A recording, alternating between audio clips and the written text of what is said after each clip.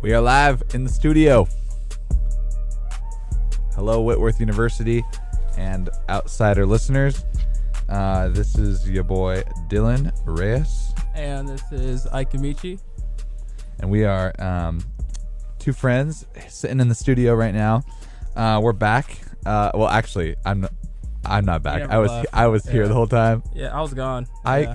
Explain what happened to you so the audience knows. Well, for those of you who were listening last time, Dylan made it sound like I got hit by a car or something, or I need like some. I was just gone because I just got my wisdom teeth taken out. That's about it. It was fun. Yeah, he's speaking of that song. They gave him some meds. He's not on meds right now. Don't worry. But that'd be a really interesting show, though. They definitely hooked it up. Yeah. Well, we are live in the studio right now. And yeah, just if you're new to the InDifference podcast or you're listening in for the first time, I'd like to give a very warm welcome to you. Just a brief introduction. We are just two friends who like good music and real talk. InDifference is a podcast to talk about issues that affect students both on and off campus. It happens every Monday night from 8 to 9:30. At any point during the show, you can call us at 509-777-3278, and we will get you live on the studio. We figured out how to do it. Mm-hmm. It's awesome. But yeah, at any point that you feel led to call, please give us a call. We won't accept calls during the break. Actually, we will, but you won't be live on the air. So, at least not until after this. Yes. With the break and all that, So give us a call, and we will get you on the show. Here's how this is going to work out today. We have kind of restructured our podcast a little bit. We want to give some more breaks for music. We also want to talk about things for like a specific set time. So we'll do that differently, but it shouldn't change things too much. But before we begin, today's podcast is specifically about Martin Luther King Jr. and kind of the man behind the movement. And we're going to talk real about this guy because I don't think we realize the weight and the pressure and the kind of tenacity that this man had in our world and the stuff that he did, and deep into that today. We have some great articles we found. Hopefully by the end of this, you can walk away with a new, fresh perspective on the man, the Reverend, the legend, Martin Luther King Jr. Mm-hmm. Before we begin, though, we have a little sound clip that we're going to start off with. I'll introduce our guest speaker, Martin Luther King Jr., who is going to be speaking on racism and justice. So tune in. And a struggle against racism and injustice, and this is what we are working to eliminate in our organization and in our total struggle. I would also like to commend the outstanding athletes who have the courage and the kind of determination to make it clear that they will not participate in the 1968 Olympics in Mexico City unless something is done about these terrible problems, these terrible evils and injustices. Freedom always demands sacrifice. All the civil rights leaders, for various reasons, refuse or can't take a stand or have to go along with the administration. That's their business. But I must say tonight that I know that justice is indivisible. Injustice anywhere is a threat to justice everywhere. We will be able to emerge from the bleak and desolate midnight of man's inhumanity to man to the bright and glittering daybreak of freedom and justice. They go talking about these little levels of progress that we see here and there, and they say, you know, you've made great progress. Aren't you satisfied? No, we are not satisfied. We will not be satisfied As long as Negro boys and Negro girls are forced to live life without dignity and without respect, we will not be satisfied. And I come here tonight and plead with you. Believe in yourself and believe that you're somebody. And as I said to a group last night, nobody else can do this for us. No document can do this for us. No Lincolnian Emancipation Proclamation can do this for us. No Kennysonian or Johnsonian Civil Rights Bill can do this for us. If the Negro is to be free, he must move down into the inner resources of his own soul and sign with a pen and ink of self-assertive manhood his own Emancipation Proclamation.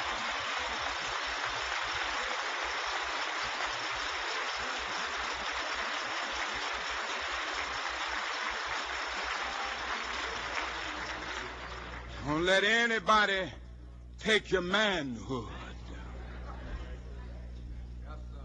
Be proud of our heritage. As somebody said earlier tonight, we don't have anything to be ashamed of. Somebody told a lie one day. They couched it in language. They made everything black, ugly, and evil. Look in your dictionary and see the synonyms of the word black. There's always something degrading and low and sinister. Look at the word white. It's always something pure, high, and clean.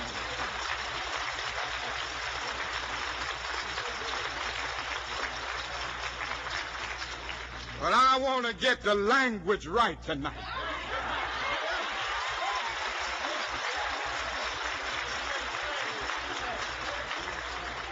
I want to get the language so right that everybody here will cry out, yes, I'm black, I'm proud of it, I'm black and beautiful.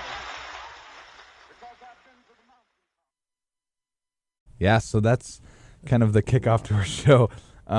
There's several different sound bites within that one, but yeah, there's some more stuff that we can talk about with each section. I mean, down to like the athletes, who he was commending for doing their work and not tolerating the treatment that they were given. Hey, that kind of sounds like athlete, you know? Doesn't that sound like someone we know? I know, right? It sounds like Colin Kaepernick, and it's just funny how like history literally repeats itself in cycles. Like a lot of people tear down Colin Kaepernick, but at the same time, you know, like MLK commended athletes for kind of standing up, taking a stand, or even like a knee for injustice and all that. And like a lot of people didn't like him then, and a lot of people don't like Colin Kaepernick now, you know, but they're standing for like the exact same thing. There's a lot of parallels there. Totally. I was looking at Instagram this earlier today. Okay. One of my friends, Jose Ceniceros, if you're listening, Jose, shout out. Jose's cool. He's tight. He posted something, and then it was like shared by a ton of people, but this thing that says, it's really funny because it says, oh, he's looking at that right now. Okay. So I just pulled up this picture on Instagram, and I look over and Ike hasn't pulled up on his computer. And so it's a quote from Martin Luther King Jr., and it's actually a quote from the letter from Birmingham jail, which we're going to talk to anyway about specifically in relationship to the great man himself. But the quote says, "You may well ask, why direct action? Why sit-ins, marches, and so forth? Isn't negotiation a better path? Indeed, this is the very purpose of direct action. Nonviolent direct action seeks to foster such a tension that a community which has constantly refused to negotiate is forced to confront the issue. You deplore the demonstrations taking place, but your statement fails to express a similar concern for the conditions that brought about the demonstrations. I am sure that none of you would want to rest content with the superficial kind of social analysis that deals merely with the effects and does not grapple with the underlying causes." Mm-hmm. And the unique thing about this photo, Ike, do you want to explain what this photo what the background of the photo is. So the background of the photo is Colin Kaepernick taking a knee. Mm-hmm. That's the backshot. Dale, you know what's funny? So this is something that that we were going to get back to. That we're going to kind of touch on later. But the thing that you just read, basically, a graphic designer named Daniel Rarella, he designed like a series of memes to kind of stop MLK from getting whitewashed. Important that we like reveal that too, because I don't think a lot of people realize how much people start to Martin Luther King doesn't become what he was. He becomes what we perceive him today as, which is going back to like white superiority. Yeah. So if you're listening and you're like, what's white superiority? I actually have 3 different definitions. I actually just wrote on this for one of my classes. It was in regards to a recent change in the U.S. Census Bureau. I shared this last episode, so if you're listening to the last episode, you might have caught this this definition, because it's in threefold essentially, and it's this idea of assimilation, but also like what that comes from and subscribing to superiority. So I'll give you the 3 definitions. So there's basically there are conceptual frameworks for American assimilation. 2 of which are bad, and one of which is one that you'd want to use more so. But the first one is called Anglo-conformity, and it relies on this assumption that immigrants are going to maintain English institutions, language, and culture, as well as attitudes, including racial superiority. This pattern of assimilation favors immigrants from Northern and Western Europe under a "they are more like us" philosophy. So if you like immigrants from Europe because they look like you, that's a type of assimilation that's not good. So if let's say you're a president and you recently said something about this. You recently said, I want people from this part, not from these parts. It's called Anglo-conformity, and you just committed an act of assimilation. It's a real thing. It happens all the time. Yep. And since the beginning, this has been relied on to essential elements of assimilation, and the first is the abandonment of ancestral ties. Basically, you have to give up a part of yourself to come here, and then subscription to white supremacy. And then there's 2 other definitions. Another one is just this idea of a melting pot, that like people come to this country and they're just kind of mixed into the ethnic crowd. You know, they're not really given the like dignity of being discussed any more than just you're an ethnic person. And then there's just this idea of cultural pluralism, and that one kind of does justice, but at the same time kind of doesn't at the same time. But it's just this idea that like it's kind of an appreciative view of an immigrant's cultural heritage and of its distinct usefulness both to himself and the adopted country. It's probably the best way you want to think about other people. But anyway, the reason I bring up those things is because there's an idea that at the root of all that is this subscription to white superiority and white supremacy. And if you're hearing this and you're white, can I just say, like, this is not an attack or an assault on white people.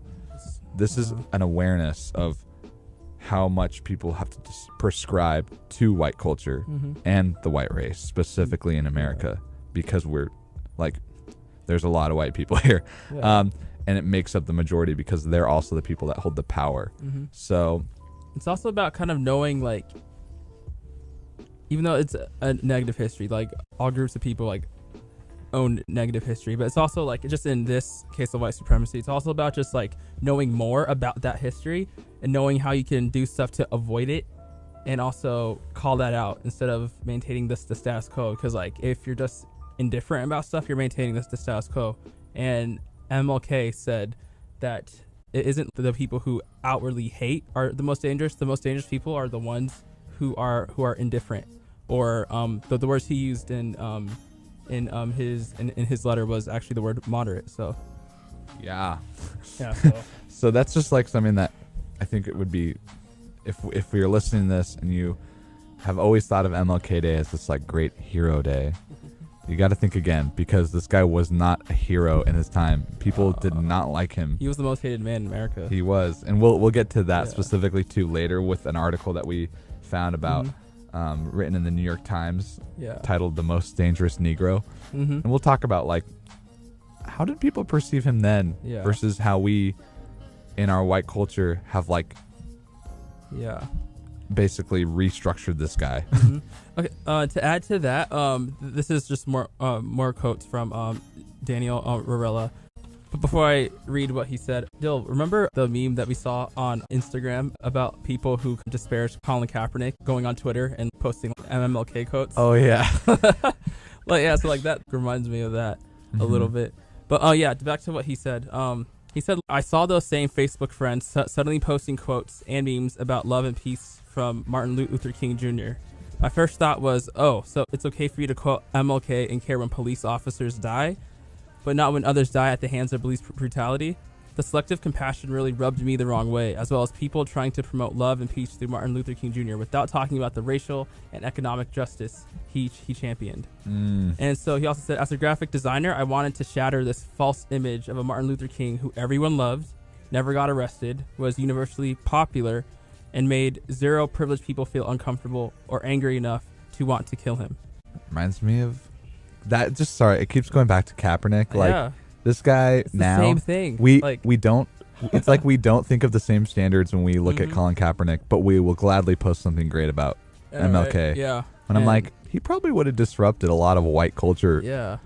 Like if Colin, I don't even want to begin. Dude. Yeah, because it makes no sense. Because how are you gonna say bad stuff about him at the same time? Martin Luther King literally did the exact same thing that he did. But you know what? I think that also shows you how much, maybe even our school systems, and also how much a lot of people just have this generalized knowledge.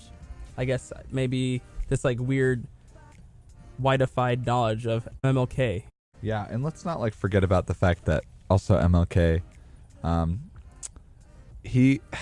so many moments he told people to, when necessary, you need to disrupt the peace. You need to speak out. You need to talk about these things because they are a huge part of like moving forward and progressing. And had he not done those things, then it would have been a very different world. And we'll talk about too what his theology was like wrapped around that, like how he lived that out as a Christian, as a reverend, as a pastor, and how he influenced people in that way. But before that, we're gonna kind of just talk more too about like the research that we found a little bit. I actually, in the next little segment that we have talking about this, I want to go deeper into the statements that the FBI made about the Reverend Dr. Martin Luther King Jr. and specifically like what they referred to him as, being the most dangerous man. So, and how that relates to modern day activists like DeRay McKesson, the Black Lives Matter activists, and how they refer to him as this term called BIE, which is a black identity extremism. That's what the FBI is declaring these like race riots right now. And it's a new threat, in other words. Man, history always be repeating itself. Dude, seriously, like look at the... Can we not like learn from stuff? Yeah. My gosh. Honestly, it all comes down to just... Actually, yeah, we will get to that later. I'll just say it now. I don't care. Yeah, it all just comes like back down to just being black. Basically, like America like has always had this negative connotation with black people. It's always been this weird problem, and like it's stupid.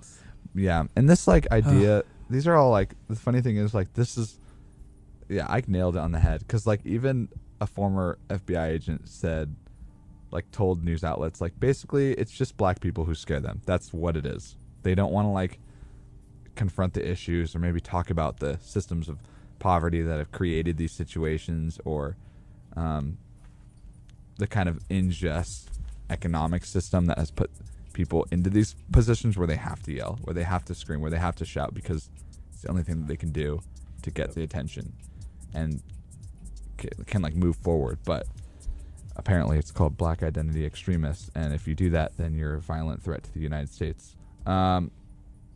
and it's technically a form of like domestic terrorism. I don't get that at all. And if you know what that means and you want to explain, please call us anytime during the show. 509-777-3278. And we would love to have you live on the air and talking. Yeah, there's other things too. Like, I want to talk too specifically about like white evangelicalism in our country, and how that relates to this.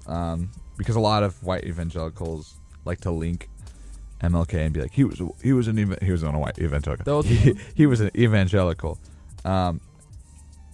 And that how he much? Was? Yeah, it's funny. They're the ones who didn't really even like him that much. Yeah, exactly. And I'm like thinking, you got to look back at the history. Yeah, like they're the ones telling him to, maybe you should like calm down and just take, like what you can get. Yeah. We're gonna dive into that. But I think we're gonna go into a song break really quick. And when we come back, we'll talk more about these specific articles that we found. We'll talk more about who kind of Martin Luther King actually was, so you know the weight. We'll also talk about the recent march and rally today that we went to. Yeah, that was really interesting. And specifically we had several speakers give speeches at this event. If you hadn't gone, I'm sure there's sound bites online or some sort of video that you can get access to. Yeah. But yeah, we want to talk about what that was like and moving forward, what this means. What this means if you're on campus, what this means if you're off campus, what this means for the future of our country. Yeah, and just getting to know more about this guy, because he's a mystery, and we are so separated by time and by place that we don't really get at the end of the day, we don't really get this movement because we're so far removed from it in so many different ways. So we're going to try to get as close as we can to it. Yeah, time dilutes everything. Totally. Yeah. So does so does the white superiority. I mean, yeah, it's very selective in what it chooses to dilute and what it chooses to make concentrated. Totally. Yeah. Science terms, let's go. But so we'll get music playing, song going here, and we'll take a break, and then we'll talk about the great man, the myth, the legend. Yeah. We're back. Ike, what was the name of that song? That's really good. This song was called Humanity by John Legend and The Roots. Oh. Yeah. The Roots is really dope. Y'all should listen to them. Dang. So before if you're joining us right now, this is InDifference, the podcast that talks about real issues that affect people everywhere on and off campus. We're going to dive back into our subject, Martin Luther King Jr., the mysterious man of the movement. And more specifically, we want to talk about right now how the world perceived him when he was around, and more specifically, our government. Yeah, our government, and how that relates to current events. Yeah. So you had some articles about the FBI statements. Yeah. So they, it's crazy. It was known as one of the biggest surveillance operations in history. And actually it was his I Have a Dream speech that disturbed the American power structure. So the FBI basically started spying on him. And that was one of the biggest surveillance operations in history. And the speech basically was labeling King as this, like, the most dangerous Negro of the future in this nation from the standpoint of communism, the Negro, and national security. Okay, we got to think for a second. If you are white and you have always thought of MLK as this, like, happy, like, kind, spiritual leader, you have to rethink your structure of him in your mind. And you got to separate that from how people viewed him back when he was alive. He was not this, like, well-revered man. And that's the risk that comes with not being quiet about things. King was dangerous, I think, mainly because he wouldn't quietly accept the stuff that had been happening. And his dream was so impactful because he insisted that instead of accepting this reality, that we instead dream of the possibility and the hope of what we have.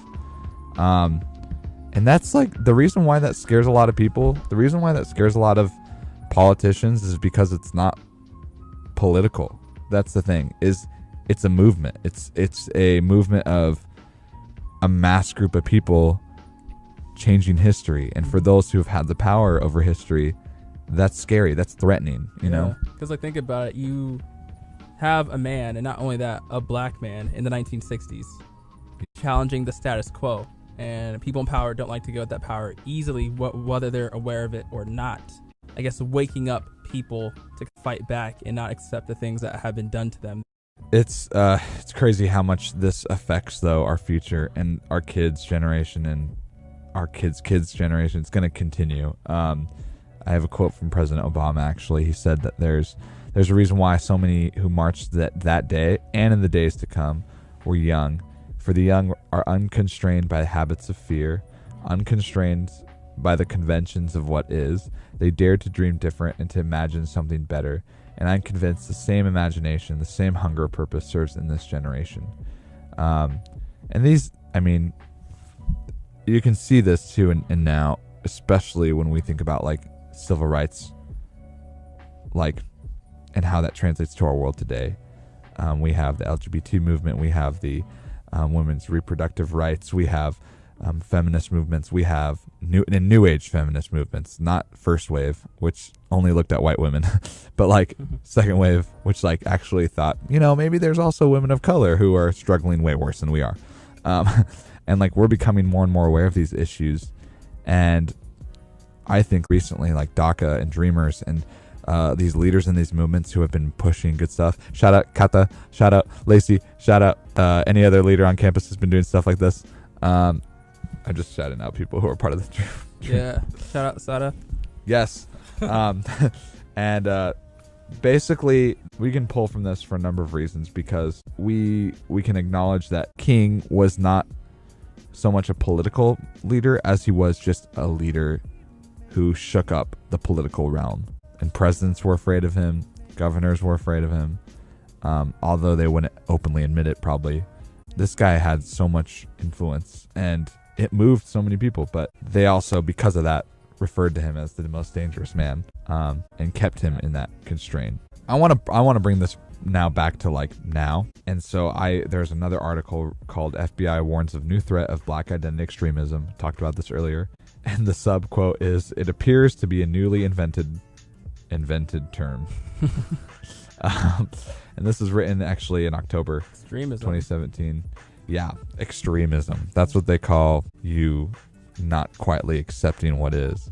They basically said that this is a threat to the United States, that they're keeping a watchful eye on certain BIE movement leaders. When we think about the government's power being disrupted, we think about the people that are causing this disruption, and how white superiority once again labels this group of people as this newly invented term, Black Identity Extremism. And they're basically saying that people who are involved with Black Lives Matter movement are causing so much chaos that they're disrupting the peace. Okay, the question you have to ask yourself, if that's what's happening, why is that? Yeah.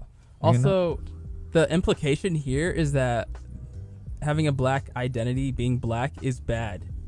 Exactly. Like what? Okay. And that, like, if you take it to the extreme and shout because you're angry that your identity has been misrepresented, has been overlooked, has been abused, neglected, has been oppressed, that's a form of threat to people of power. We have to think about that. We have to think what that says to the person of color who is black, who is Latino, who is Asian, who is all these things. Like, we have to think about how that specifically affects not only an entire group of people, but anyone that's different than the majority. That's the question that we have to ask ourselves. But there's a long tradition of the FBI targeting black activists like Martin Luther King and the NAACP, and it's just a confirmation that the work of social justice honestly continues to threaten those in power. So what I just said is actually a direct quote from DeRay McKesson, who is the Black Lives Matter activist. I think now more than ever, this stuff is becoming relevant, and we got to talk about it more, because we don't realize that there's, like what Ike said earlier, is like history repeating itself over and over and over again. Oh, just a little quick, I guess, fun fact here. Robert F. Kennedy actually authorized those wiretaps on Martin Luther King. JFK? No, his brother. Oh, his brother. Yeah. Oh, Robert. Yeah, Bobby. Bobby. He actually authorized them. Let's let that sink in. Here's what's so cool about Martin Luther King, if you didn't know this. The type of leader that can penetrate different realms, as in church, as in government, as in societal, as in family, even, that's a leader that you have to pay attention to. And that's why the president was so disturbed by this leader, because he saw someone who penetrated through different walls and through different realms and broke the norm in these areas, you know? And that's why he was hated. I mean, that's not the only reason why he was hated, but that's a big reason why he was, like, people were threatened by him. So especially as a leader, especially as a pastor, and I'll talk more about how other churches viewed MLK and resisted his call. We'll talk about that in his letter, how people just continue to, these kind of moderates would just refuse and be indifferent towards indifference. Weird. Shout out to our podcast title. Yeah. And so everything relates back to this idea that indifference is the opposite of love. Indifference is the act of not engaging. Indifference is the act of becoming complacent with the way that things are. Being a bystander. Accepting what is and not thinking how we can move forward. I understand why people call it progressive now. Like, I honestly do. I know, right? And I'm okay with, like, if people call me that, that's okay at this point. I mean, wouldn't you want things to get better instead of maintaining status quo? But what if you have the power and you don't want to leverage it, though? Yeah. Yep. Yeah, I want to talk about also white evangelicals. Yeah, honestly, just like when we think about activism, that a lot of people are moved off by this term activism because they think like, oh, it's radical, it's extremist. And they don't. That's my heckler voice. Yeah. Liar. You lie. I don't think people realize, and this is what King was arguing, when people are active and when people are going towards direct action as their means of communication to get people to listen, you can't question, man, these people are just taking it too far. Or you can't say things like, man, I think they're it's a bit much, you know. You can't say things like that or ask those or maybe even you're asking the question of like, why are they so angry? Why can't they just be peaceful? I.e. the white American church. Man, put yourself in that situation. Like you have don't to know. Exactly. You have to think like, how does the system put that person in that place? Maybe there's something wrong because people don't normally just yell and shout and just get angry about this stuff unless they have a purpose behind it, you know? Yeah, we have to think about that. We have to think about the context. People are dying out there. You know, and this is a conversation that has been happening and happening and happening. People are getting tired of it, you know? This is not stuff that we should even be still talking about. It's frustrating, you know, because you gotta, I don't know. It's just chilling when we think about how these riots, just how continuously time after time, there's death, and it just is becoming so normal, and it's saddening, and it's sickening that we're not moving forward. I think that there's a lot, and I think as far as like let's talk recent, like Charlottesville, when we talk about this rally, there were torch wielding white supremacists, neo-Nazis, Ku Klux Klan members are marching the streets of college towns. There is no even like the president has the audacity to not even call it what it is, racism, and he doesn't, and he also, instead of responding to the issue, he says something like, there are many sides to this that are responsible for this violence. Yeah. And I'm thinking, actually, there's one side that's provoking it and one side that's responding to it. And one side is, the one side that's provoking it is the main antagonist in this, in all of this, and that's this white majority of neo-Nazis, Ku Klux Klan members, just white supremacists.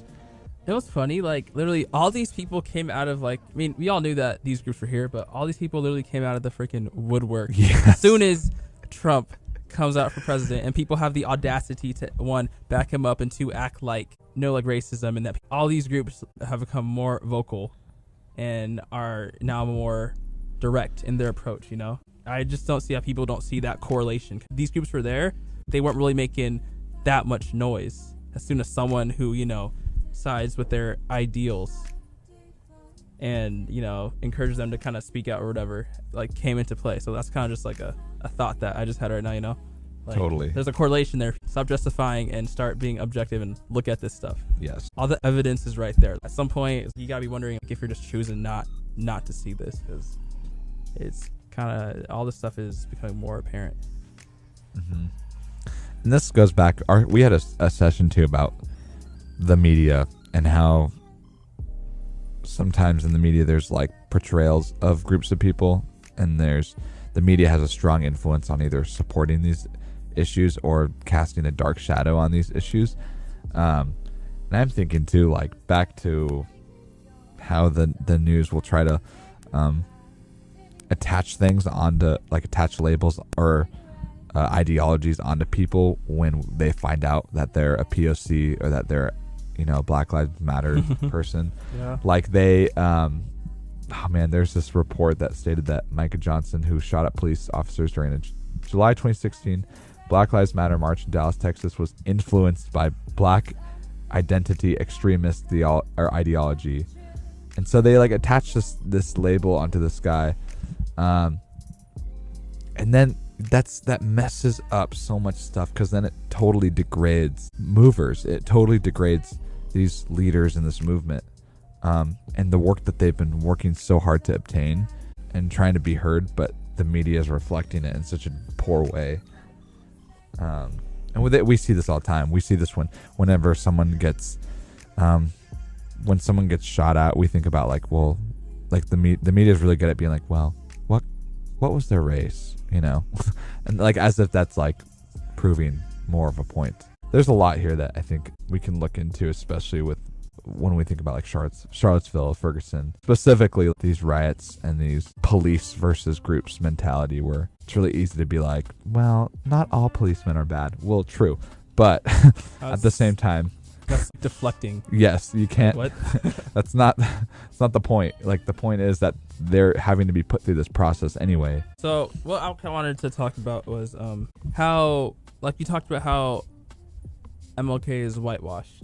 Basically, how increasingly he's made to seem like he was the good black leader to trivialize other black leaders, to make him seem more white and acceptable with the majority, if that makes sense. There is also a lot of other leaders, even though some of them were violent, all of them had a part to play in this, and for you to downplay some of the other people who fought is counterproductive to what we're trying to do. It's equality for all. Some more things that some more quotes. The white moderate, King writes that he has been greatly disappointed with the white moderate. The Negro's great stumbling block in his stride toward freedom is not the Ku Klux Klaner, but the white moderate, who is more devoted to order than justice. And also those who prefer a negative peace, which is the absence of tension, to a positive peace, the absence of justice. So the Negro's great stumbling block in his stride toward freedom is not the KKK, but the white moderate, who paternalistically believes that he can set the timetable for another man's freedom.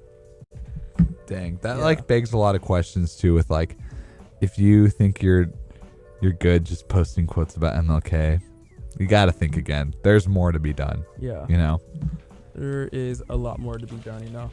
And it's at different levels too. Yeah, there's just a lot of ways he's kind of, I guess, diluted a lot too, if you think about it, in the ways that he didn't I think there's a lot of emphasis on the non-violent part.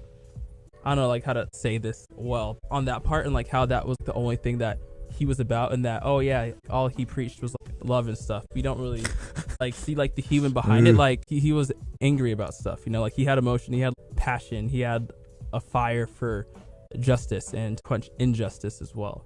Knowing that about him instead of a lot of the books that tell us is very important to distinguish. History has a diluting factor to it. It makes us romanticizes some of the good parts, but doesn't really talk about the other stuff, like how he was black. This guy was from the South. He thought black, he was black, and all that. Like, and not a lot of people emphasize that part, make it more comfortable for like the most of the white majority to kind of take in. Yeah, and like, you know what? The thing is too, if you follow Jesus, and I'm gonna call out the Christians too, who are listening.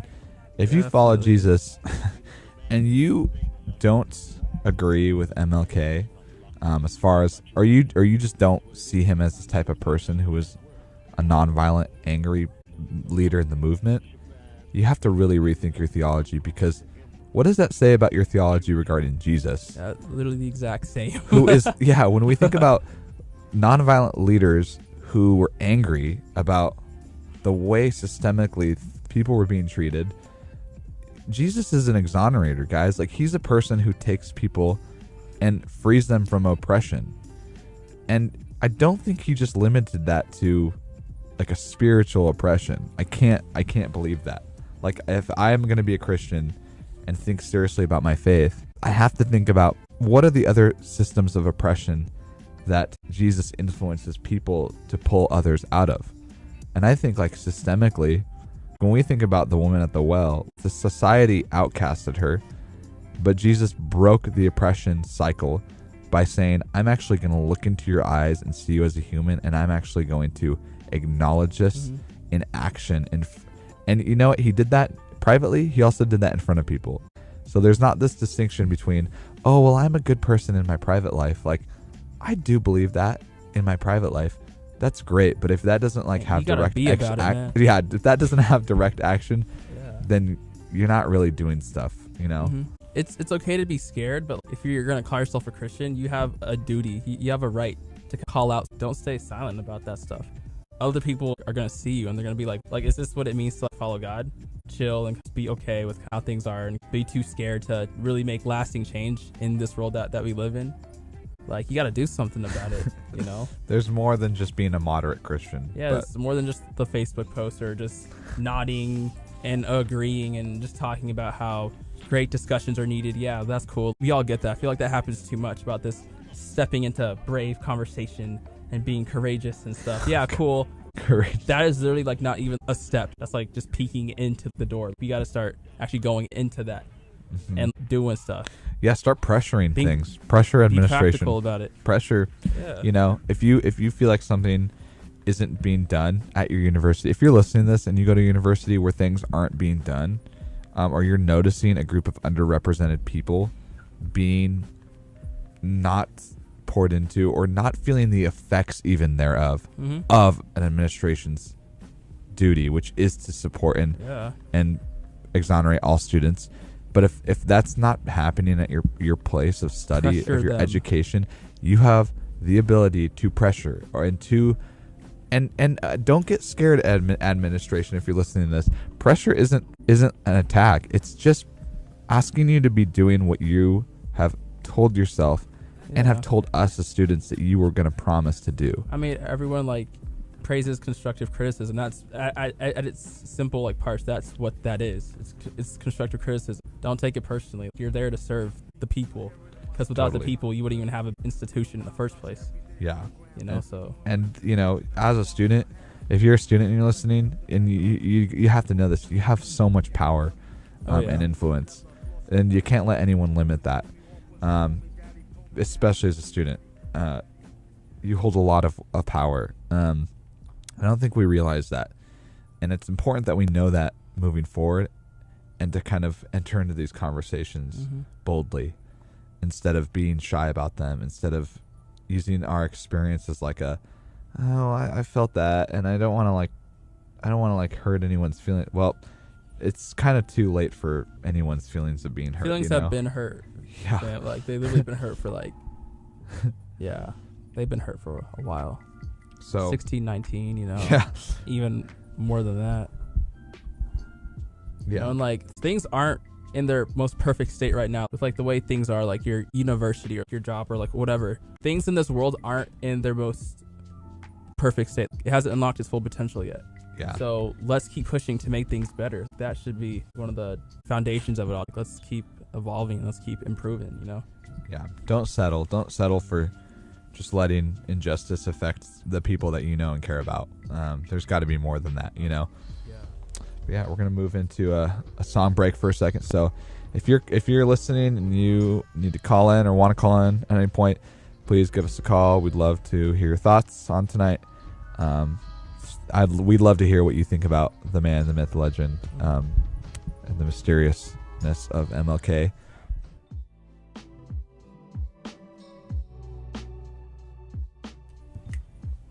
Hello. Anyway, those songs are first one was Zombies by Childish Gambino and Moving On by Kirsten Gray. Which Gambino album was that? That was Awaken My Love, the newest one. Also, if you like the songs that we play, follow our InDifference playlist on Spotify. Just type in InDifference and you should be able to find it. Yeah, I actually also found this article called "Why So Many White Churches Are Resisted Martin Luther King's Call and the Call to Be More Vocal About This Stuff." And oh man, there was this quote that I was going to pull up. Where's it at? One sec. Yes, he basically is imploring white churches and other Christians that racial justice is core to the biblical message, and that racial segregation and the other ills it created, like the wealth gap, the unemployment, undereducation, were an affront to the image of God in all people, and that Christians had an obligation to transform the systems and laws that allowed racial inequality to persist. Yeah. In other words, like he's moving people towards action, and it's why a lot of the white moderates did not like this. And when we keep using the term white moderates, what we are referring to is in the letter to Birmingham jail, he calls individuals specifically who don't want to engage with this stuff or don't want to be a part of this, the white moderate. And essentially this is the person that's indifferent towards things. He does a good job, and I'm surprised that he did write this too while in jail, because it's a beautiful letter. If you've never read it, please stop what you're doing, go online, Google it. It might help you write a better speech about MLK. Yeah. Next time you got to do that. CMR. So we're giving you a year right now. Yeah, to do some work. Get better. Please. So I mean, we gave her a year last year. I guess she hasn't really learned. But yeah, there's a lot to in this about his theology regarding like how people are supposed to not be these patient people and just keep waiting, but stresses so much direct action as a Christian. He said that he's never engaged in a direct action campaign that was well timed in the view of those who have not suffered unduly from the disease of segregation. For years now, I've heard the word wait. It rings in the ear of every Negro with piercing familiarity. This wait has almost meant never. We must come to see with one of our distinguished jurists that justice too long delayed is justice denied. And that's what makes InDifference so scary. Not our podcast. I'm talking about the term. That's why InDifference is such a scary thing, because it'll never happen. It cancels out all possibility or hope of people progressing, and also leverage the power of like being leveraged to other people. Yeah, because when is the perfect time to do anything, really? So the time to do stuff is now. Now is the perfect time. And like we have to think too about the type of theology that MLK had. I mean, he was a liberation theologian. But do you want to define that real quick? Yes. So basically, it's kind of a theology that's wrapped around the idea that it's centered on the idea that God cares for the poor, the oppressed, the weak, and he's concerned with these groups of people. And this idea that we have the moral, social, and spiritual obligation and responsibility to lift people from those places of oppression, to reveal the systems of inequality, and to disrupt the superiority that contains that power. So there's like 3 different steps in liberation theology. And it's important that you know those steps, because liberation theology isn't just about setting people free, which is what a lot of white evangelical theology is wrapped around. You set people free from the oppression of sin, which is true, but liberation theology extends the idea of sin into social systems and says social systems are the reasons why people are actually oppressed, actually weak, actually poor. And we have to think about that too as Christians at Whitworth. Liberation theology, I know, is scary to a lot of people because, especially Dutch theologians, not going to name names, but it's scary to people who don't understand these things, because it calls people to do more than just sit and just be content with the way that things are. You know, liberation theology says that every person has a responsibility to engage with the poor and the weak in some way. Yeah. And if you're not doing that, then what are you doing with your time? You know, and so it's not hard to engage with these things. It's really not, because that's literally what God says. Yeah. I'm pulling up the quote right now. So yeah, like liberation theology is basically just what the Bible says. Like it's stated like right there. That's what God calls us to do. Yeah. You know. There's you can find quote after quote after quote of stuff in Scripture saying, defend the orphan, plead for the widow, help the oppressed, lift the oppressed out of oppression, separate the bonds of wickedness, undo the bands of the yoke, and let the oppressed go free, break every yoke. Also, do not mistreat or do violence to a stranger, orphan, or widow. I mean, you can find that this is the theme of Scripture, especially God, that He's the ultimate liberator, and we are little liberators, basically, that go around and look at the ways that different social groups that we see are being oppressed and really exposed. Also, there's a sense of like exposing the systems of injustice in Scripture, like revealing those to the light, you know, that I think is like huge too, because it means like you're exposing people to the way that the systems are and revealing those, because if they're not exposed, then they linger, and if they linger, then they continue to cause oppression. So next week we are going to be back. Well, actually, oh yeah, dude, I probably tell you this, but I haven't. Yeah, I'm gonna be gone next week, so. Yes. So next week, tune in. We'll do some light talking next week. The discussion that we're gonna have is it's gonna be me by myself probably. But if you guys have messages throughout the week, the Facebook page is up, and you can always contact us. Stay tuned, and this has been a great show. Yeah, thanks for supporting us, listeners. Things can only get better from here. So, where do we go from here? Yeah. Where do we go from here? As the great Steffi Noblebean said, chaos or confusion. Chaos or community. Yeah. I thought I said probably that. Confusion, though, let's be honest. That's a great note to end. Anyway, see ya. All right. Thanks, guys.